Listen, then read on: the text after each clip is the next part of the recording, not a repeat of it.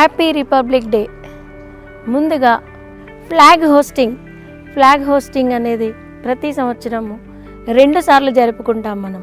ఒకటి జనవరి 26న, రెండవది ఆగస్టు 15న. మరి ఈ 2 ఫ్లాగ్ హోస్టింగ్ డేలో ఉన్న డిఫరెన్స్ మనం ఈరోజు ఈ వీడియోలో తెలుసుకోపోతున్నాం. అదే జనవరి 26న మనకి రాజ్యాంగం అమలులోకి వచ్చిన సందర్భంగా మనం రిపబ్లిక్ డేగా జరుపుకుంటాం. ఆగస్టు 15న మన దేశ రాజధాని ఢిల్లీలో ఉన్న ఎర్రకోట పైన మన భారత ప్రధాని స్వాతంత్ర దినోత్సవానికి సందర్భంగా జాతీయ జెండాను ఎగురవేస్తారు. ఆ రోజున దేశ ప్రధాని జెండాను ఫ్లాగ్ హోల్లోకి కింద భాగానికి కట్టి పైకి జెండాని ఎగురవేస్తారు. బ్రిటిష్ పాలన నుండి భారతదేశానికి స్వతంత్రం వచ్చేదానికి గుర్తు.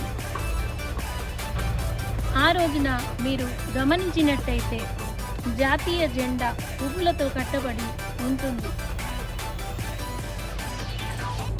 అంటే భారతదేశం ఆల్రెడీ స్వతంత్రంతో ఉందని అర్థం.